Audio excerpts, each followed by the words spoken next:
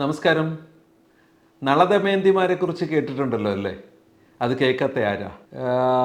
നളചരിതവും നമ്മൾ ശരിക്കും പറഞ്ഞാൽ ഈ നളനെക്കുറിച്ച്, നളപാചകത്തെക്കുറിച്ച് ഒക്കെ പലപ്പോഴും കേട്ടിട്ടുണ്ടെങ്കിലും നളൻ എന്ന് പറഞ്ഞൊരു രാജാവ്, അല്ലെങ്കിൽ നളൻ എന്ന് പറഞ്ഞൊരു അതിസുന്ദരനായിരുന്ന, സത്യസന്ധനായിരുന്ന, വളരെ കഴിവുകളുള്ള ഒരു ചക്രവർത്തി, അദ്ദേഹത്തിന് അതിസുന്ദരിയായ ഭീമൻ എന്നു പേരായ ഒരു മഹാരാജാവിൻ്റെ സൗന്ദര്യം കൊണ്ട് പ്രശസ്തി നേടിയ പുത്രിയായ ദമയന്തിയെ വിവാഹം കഴിക്കാനായിട്ട് ഇടയായത് നമുക്കെല്ലാവർക്കും അരയന്നം എന്ന് പറഞ്ഞ പക്ഷിയെ അറിയുന്നത് ഈ ഒരു സ്റ്റോറിയിൽ കൂടെയാണ്. കാരണം ഇവരുടെ ഇടയിൽ ആ മെസ്സേജുകൾ പാസ് ചെയ്യാനായിട്ട് ഉപയോഗിച്ചത് അരയന്നത്തെയാണ്. ഇന്ന് ഗ്രേപ്സിൽ അതുപോലെ പുതിയൊരു അരയന്നം വന്നിട്ടുണ്ട്. നമുക്കതിനെക്കുറിച്ച് ചിന്തിക്കാം. ഗ്രേപ്സിലേക്ക് സ്വാഗതം.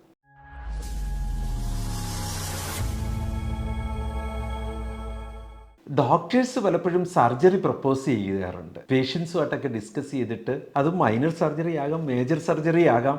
ആ ഒരു പേഷ്യൻറ്റുമായിട്ടുള്ള ഡിസ്കഷന് ശേഷം സർജറി ഏകദേശം ഒന്ന് നടത്താം എന്നുള്ള ഒരു ധാരണ എത്തിയതിന് ശേഷം ഡോക്ടർ അത് റിക്വസ്റ്റ് ചെയ്യുമ്പോൾ തിയേറ്ററിൽ ആ ദിവസം തിയേറ്റർ അവൈലബിൾ ആണോ ഇല്ലയോ എന്ന് തിയേറ്റർ മാനേജർക്കാണ് അറിയാൻ പറ്റുന്നത്. അപ്പോൾ അവരെ ടെലിഫോണിൽ വിളിച്ച് ചോദിച്ചു, അവർ ആ രജിസ്റ്ററോ മറ്റോ കമ്പ്യൂട്ടറിലോ ഒക്കെ നോക്കി പറയുന്നത് കുഴപ്പമൊന്നുമില്ല, നമ്മളൊരു പുതിയ അരയന്നത്തെ ഫിറ്റ് ചെയ്തിട്ടുണ്ട്.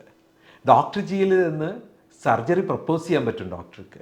ഇത് മൈഒറ്റി എന്ന് പറഞ്ഞ ആപ്ലിക്കേഷനിൽ അവൈലബിൾ ആയി തന്നെ രണ്ടുപേരും കമ്പ്യൂട്ടറിന് മുമ്പിലുണ്ടോ ഇല്ലയോ എന്നതുപോലുള്ള ഒരു വിഷയമല്ല. രണ്ടുപേരുടെ മൊബൈൽ വഴി ഇത് കമ്മ്യൂണിക്കേഷൻ എസ്റ്റാബ്ലിഷ് ചെയ്യപ്പെടുകയും തിയേറ്റർ മാനേജർക്ക് അവിടെ അവൈലബിൾ ഉള്ള സ്ലോട്ട് ഡോക്ടറെ അടുത്ത് ഇൻഫോം ചെയ്യുന്നതിനുമുള്ള സംവിധാനം നമ്മൾ ഒരുക്കിയിട്ടുണ്ട്. ഡോക്ടർ ജിയിലെ സർജറി റിക്വസ്റ്റും മൈഒറ്റിയിലെ സർജറി മാനേജ്മെൻറ്റും ഒന്ന് ട്രൈ ചെയ്ത് നോക്കിയാൽ വളരെ മനോഹരമായ ഒരു മെസ്സേജിങ് ആയിട്ടത് ഫീൽ ചെയ്യും. It's a scheduling pattern inside our doctor G and connected with മൈഒറ്റി.